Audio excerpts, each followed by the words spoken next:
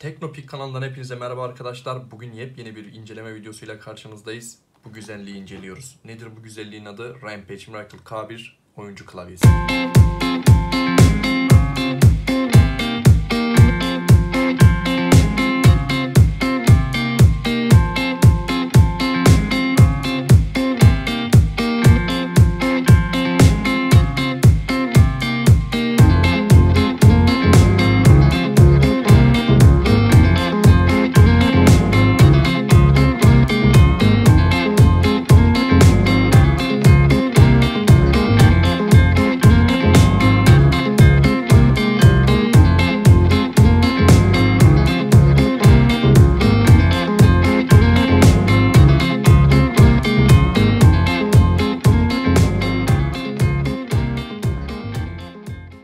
Ürün kutusunun üzerinde bulunan bilgilere birlikte bir göz atalım. Sağ üst kısma baktığımızda klavyemizin Rainbow aydınlatmasına sahip olduğunu görüyoruz. Rainbow aydınlatma önceden belirlenmiş modların veya renklerin klavyemize atanmış halidir. Genellikle gökkuşağı renklerini barındırır arkadaşlar. Yine alt kısmında klavyemizin Blue Switch teknolojisiyle kullanıldığını görüyoruz. Blue Switch hakkında videonun ilerleyen bölümlerinde detaylıca bilgi vermeye çalışacağım arkadaşlar.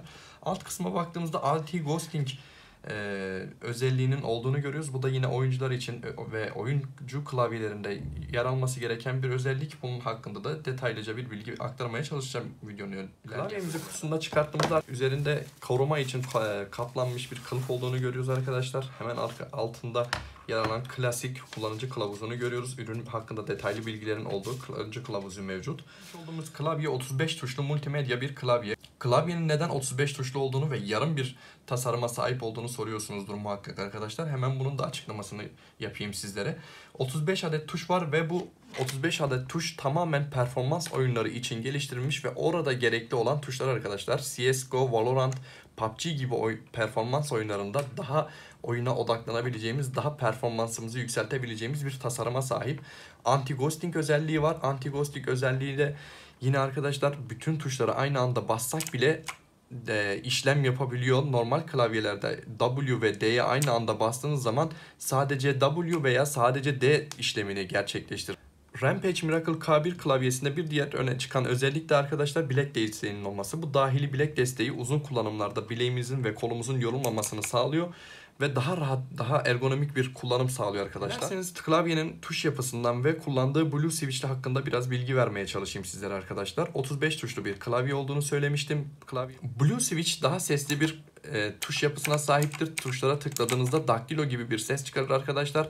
Blue Switch'te atlama noktası vardır. Atlama noktası nedir diye soracak olursanız tuşlara bastığınızı hissediyor olabilmenizdir arkadaşlar. Klavyenin Blue Switch olduğunu söylemiştik. Klavye kutusunda maalesef tuşları sökebileceğimiz bir aparat yok. Diğer mekanik klavyelerde, Blue Switch klavyelerde kutu içerisinde tuşları yerinden çıkarabileceğimiz, şu şekilde yerinden çıkarabileceğimiz bir aparat mevcut arkadaşlar. Maalesef bu üründe böyle bir aparat konulmamış. Bunun nedenini ben de merak ettim açıkçası. Klavyenin tuşunu yerinden çıkarttığımızda arkadaşlar Blue Switch olduğunu görebiliyoruz ve yine klavye tuşunu aynı şekilde hafif bir baskı uygulayarak yerine takabiliyoruz. Bu tür klavyelerde tuşların yerine çıkarılıyor olabilmesi arkadaşlar artı bir özellik. Neden artı bir özellik? Tuşları tamamını yerinden çıkararak klavyemizin temizliğini daha kolay bir şekilde yapabiliyoruz. Ayrıca yine dilediğimiz tuşları yerinden çıkararak farklı klavyelerden veya farklı tasarıma sahip, desenlere sahip tuşları yerine takıp klavyemizi özelleştirebiliyoruz. Dilerseniz Rampage Miracle K1 oyuncu klavyesinin aydınlatma performansı ile ilgili bilgi vereyim arkadaşlar. Tabii ki aydınlatma oyuncu klavyelerinin artık olmazsa olmazı haline geldi bildiğiniz üzere. Klavyemizde FN tuşu mevcut. FN tuşu ve F5 tuşuna bastığımızda klavyemizin ışıklarını aktif edebiliyoruz. 6 farklı renk geçişi modu mevcut arkadaşlar. FN tuşuna tekrar bastığımızda farklı modlar arasında geçiş yapabiliyoruz. Oldukça güzel modlar var. Daha fazla mod olabilir miydi? Seçenek olabilir miydi? Evet olabilirdi. Güzel, daha da iyi olurdu. Ama 6 adet mod da fazlasıyla yeterli. Klavyenin ışıklarını kapatmak isterseniz yine FN ve F5 tuşlarına basarak klavyenin modları arasında geçiş yaparak klavyenin aydınlatmasını kapatabilirsiniz. Klavyenin ışık seviye ayarını FN 6 tuşuna basarak yükseltebilir. Yine aynı şekilde FN ve 5 tuşuna basarak kısabiliyoruz arkadaşlar.